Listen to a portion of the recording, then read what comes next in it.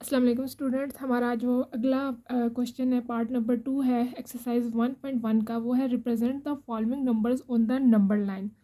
ये उन्होंने पार्ट दिए हुए हैं, 6 पार्ट हैं। वो कह रहे हैं कि जो सारे नंबर्स हैं इसमें जो है क्या होगा, इरेशनल भी होंगे और रैशनल भी होंगे। वो कह रहे हैं आप नंबर लाइन पे हमें रिप्रेजेंट कर कर बताएं। अच्छा, नंबर लाइन क्या होती है? अच्छा स्टूडेंट, सबसे पहले जो है कि हम नंबर लाइन के बारे में बात करते हैं कि नंबर लाइन क्या होती है। नंबर लाइन होती है ऐसी लाइन जब इसमें आपको कहा जाए कि आपने रिप्रेजेंट करने हैं रैशनल और इरेशनल नंबर नंबर लाइन में, तो आप एक ऐसी लाइन ड्रा करेंगे। इसमें जो इधर से पॉइंट है ना, ज़ीरो का पॉइंट, ओ जो है वो इसका मिडल पॉइंट होगा, वो ज़ीरो होगा। और जो राइट साइड पे है वो आपके पॉजिटिव इंटीजर्स होंगे, 1 2 3 और सो ऑन। ये जो एरो का मतलब है यहाँ पे ये है कि इनफाइनाइट, मतलब कि बहुत लंबी जो है ना काउंटिंग इधर चलेगी, जा सकती है। और जो आप लेफ़्ट साइड पे देख रहे हो, लेफ़्ट साइड पे नेगेटिव इंटीजर्स होंगे, जैसे कि -1 -2 -3। अब आप देखें कि छोटा उससे बड़ा, उससे बड़ा, 1 is smaller than 2 and 2 is smaller than 3। और अगर हम नेगेटिव इंटीजर्स के बारे में बात करें तो -1 is bigger than, is greater than -2, और फिर -2 है इज़ ग्रेटर देन -3। तो जो नेगेटिव साइड है वो आपको पता है, जो नेगेटिव इंटीजर्स होते हैं उसमें जितना बड़ा नंबर होगा वो जो उससे पहले वाले से वो छोटा होगा। जैसे -2 इज़ ग्रेटर देन -3। अच्छा, इस एरो का मतलब भी यही है, यहाँ पर इस एरो का मतलब भी यही है कि वो इनफाइनाइट जो है ना ये काउंटिंग होगी, नंबर्स होंगे यहाँ पर लाइन पे हो सकते हैं। ठीक है। इरेशनल और रैशनल नंबर को आप नंबर लाइन पे जब रिप्रेजेंट करेंगे उसके लिए पाइथागोरस थ्योरम जो है ना आप यूज़ करेंगे। और पाइथागोरस थ्योरम का कंसेप्ट है वो हम समझते हैं। पाइथागोरस थ्योरम का क्या होता है, जब आप ऐसे ट्रायंगल देखें, इसकी जो बेस लाइन है, इसकी जो ये लाइन है, इसको हम बेस का नाम दे रहे हैं, इस वाली साइड को एल्टीट्यूड को, और जो परपेंडिकुलर लाइन है, जो लॉन्गेस्ट साइड ऑफ द जो ट्रायंगल होगी उसको हाइपोटेन्यूज कहा जाता है। ठीक है। और इनको मैंने नाम दिए हैं यहाँ पर ABC। आप कुछ भी नाम वगैरह दे सकते हैं। ठीक है। अब हम इसका मैं आपको फार्मूला बताती हूँ। सबसे पहले पाइथागोरस थ्योरम का फार्मूला क्या होता है।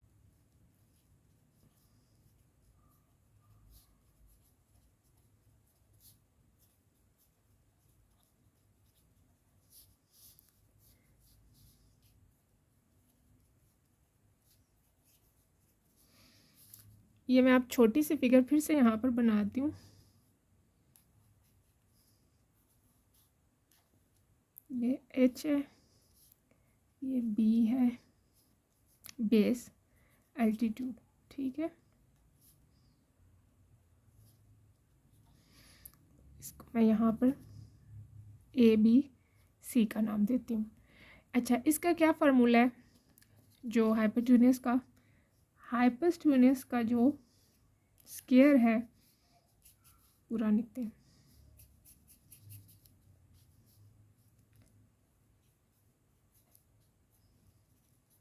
Hypotenuse square is equal to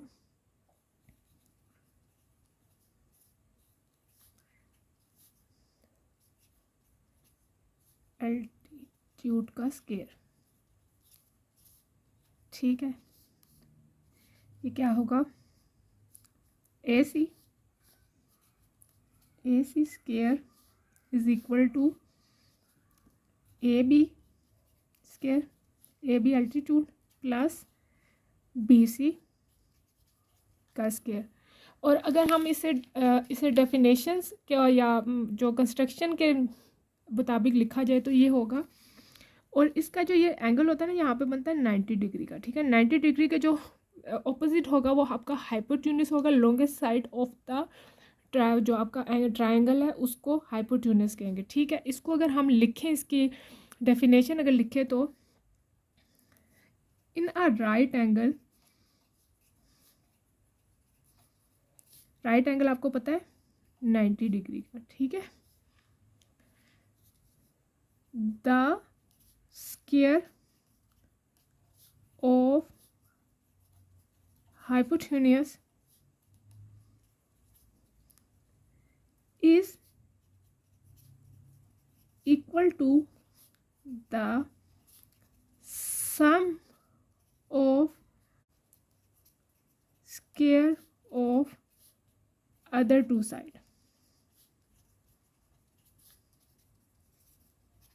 ठीक है, आप अब ये देखें कि ए बी और ए बी का स्क्वायर और बी सी का स्क्वायर इक्वल होता है हाइपोटेन्यूस के स्क्वायर के। ठीक है, और हाइपोटेन्यूस का स्क्वायर इन दोनों के स्क्वायर के इक्वल होता है और उनका सम। ठीक है, इसको इसका स्क्वायर आएगा, उसको प्लस करेंगे तो आपके पास हाइपोटेन्यूस आ जाएगा। ये अगर हम इसको डेफिनेशन में लिखें तो ये ऐसे। अब हम आगे पाइथागोरस जो थ्योरम है उसको प्रूव करते हैं। ठीक है, कि वाकई ये ऐसा ही है, इस चीज़ को हम प्रूव करते हैं।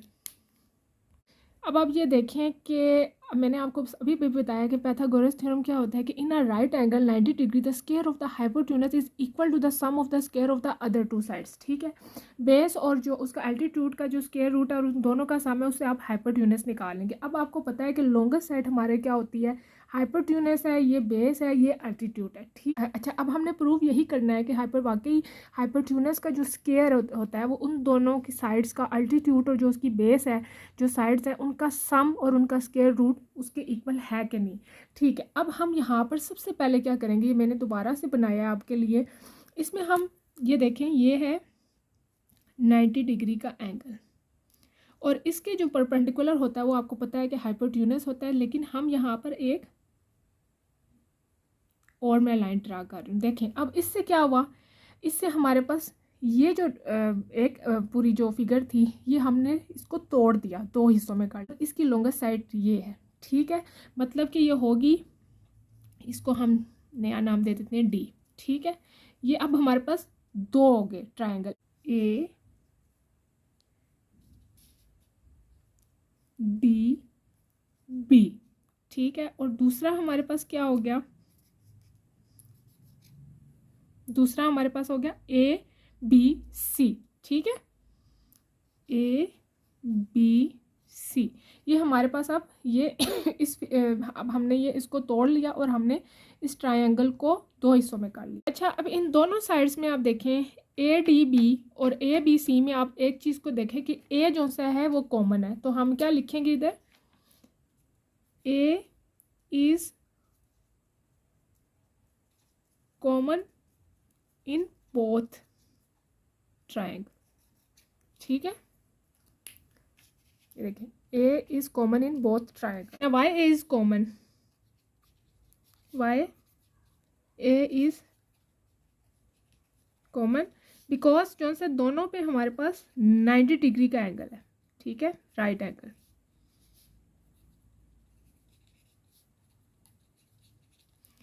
ठीक है, इसलिए दोनों के पास 90 डिग्री का एंगल है, इसलिए ये हमारे लिए कॉमन हो गया। ठीक है, सिमिलर हो गया, ये दोनों सिमिलर हो गए। तो इस वजह से मैं आपको बताऊं कि जो ए डी बी है, ठीक है, और वो है सेम सिमिलर है ए बी सी के।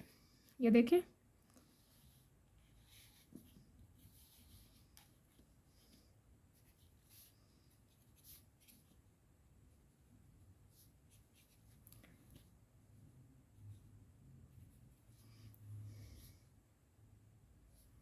ठीक है, ये देखें दोनों में 90 डिग्री का एंगल है, इसलिए ये दोनों इक्वल हैं, सिमिलर हैं। ठीक है, ए डी बी और ए बी सी, ठीक है, 90 डिग्री का एंगल है, इसलिए ये दोनों एंगल्स हमारे पास अब बिल्कुल सिमिलर आ गए। पास ए डी बी और ए बी सी है और ये दोनों सिमिलर है। जब सिमिलर हो तो हम इसको जो है ना प्रोपोर्शनल भी जा सकते हैं। ये दोनों both can be gone proportional. ठीक है, वो कैसे होगा देखें आप, ए बी और फिर डी बी बी सी। ठीक है, ये देखें ए डी और ए बी और डी बी और बी सी। हालांकि अभी हमें दरमियान वाले की ज़रूरत नहीं है, चलें फिर भी। और ये देखें A B B C, A B और बी सी। अब ये जो हिस्सा है ना, इसकी हमें इतनी ज़रूरत नहीं, तो हम इसको छोड़ देते हैं। ये जो दरमियान वाला हिस्सा, या सिर्फ प्रूव करना है हमने पाइथागोरस थ्योरम को, तो इसलिए मैं ये सारी डिटेल लिख रही हूँ। अब ये और ये जो है, हम इनको क्या करेंगे, A D over A B is equal to A B over B C. इनकी हम क्या करेंगे, क्रॉस मल्टीप्लिकेशन, ठीक है, क्रॉस मल्टीप्लिकेशन, ये ऑपरेशन आपको करना पड़ेगा, ठीक है, परफॉर्म। जब हम क्रॉस मल्टीप्लिकेशन करवाएंगे तो ये देखें क्या आएगा हमारे पास, A D multiply B C आ जाएगी, ये देखें, और ये आ जाएगा दोनों का स्क्वायर, ए बी, इसको हम ऐसे लिख देंगे, ठीक है। अब ये हमारे पास आ गई इक्वेशन नंबर 1, ठीक है।